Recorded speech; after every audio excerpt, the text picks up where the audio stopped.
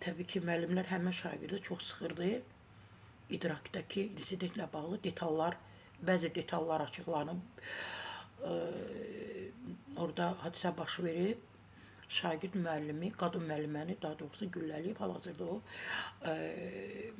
xəstəxanada yerləşdirir və artıq onunla bağlı bəzi məlumatlar gəlməkdədir.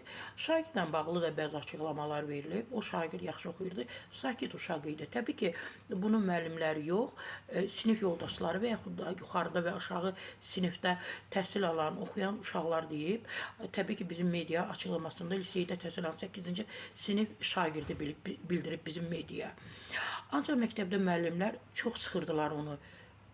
Məktəbdə şagirdi çox sıxırdılar. 8-ci sinifdə oxuyan bir uşaq deyib, müəllimə yaxşı müəllimədir deyə bunu da qeyd edib. Amma uşağı çox sıxırdılar, hansı ki müəlliməni gülləlib, həmin uşaqla bağlı açıqlama gəlib.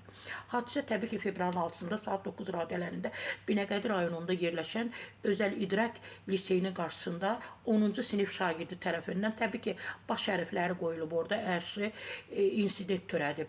O, atasına məxsus ov silahı ilə məktəbə gələrək orada müəllimə işləyən, yenə də adlar şərti göstərilib, xəsarət yetirib, polis əməkdaşları tərəfindən şagird saxlanılıb, ondan ov silahı götürülüb. Ümumiyyətlə, mən əleyhinəyəm, ailələr evdə silah saxlayır.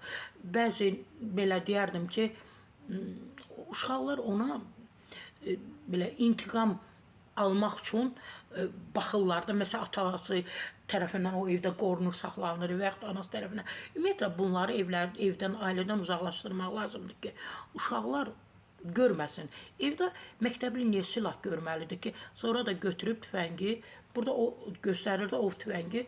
Təbii ki, qeydiyyatdan keçib yəqin ki, ov tüfəngi. Amma yenə də deyirəm, uşaqlar, məktəblilər, şagirdlər, az yaşlılar bu görüntülərdən uzaq olmalıdır. Görünənlərdən.